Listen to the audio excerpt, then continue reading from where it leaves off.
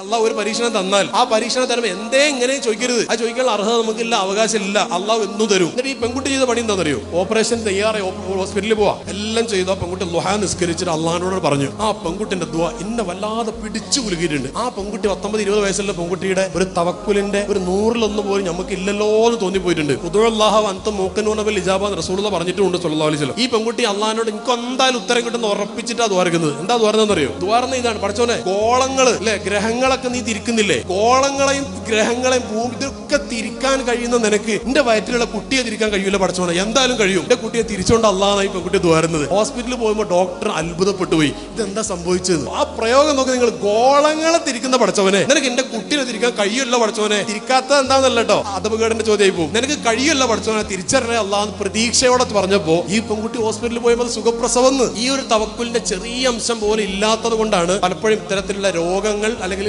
പ്രയാസങ്ങൾ വരുമ്പോ വേഗം നമ്മൾ കടന്നു പോകുന്നത്. അള്ളാഹു ഒരു കാര്യം തന്നാൽ സന്തോഷത്തോടെ സ്വീകരിക്കാം. രോഗമാണെങ്കിൽ എന്തേ പഠിച്ചോൻ എനിക്ക് ഈ രോഗം ഒന്നും ചോദിക്കരുത്, ഷിഫക്ക് വേണ്ടി ദുആ ചെയ്യാം. ഞാൻ പറഞ്ഞു മനസ്സിലായിട്ടുണ്ടോ? റിള വേറെയാണ്, സ്വബർ വേറെയാണ്. റിളക്കെതിരാണ് ക്വസ്റ്റനിങ്, ഡൗട്ടിങ് മൈൻഡ് സെറ്റ്. ഞാൻ വിശദീകരിക്കുന്നില്ല, മനസ്സിലാവുന്നവർക്ക് ജസ്റ്റ് മനസ്സിലാവും.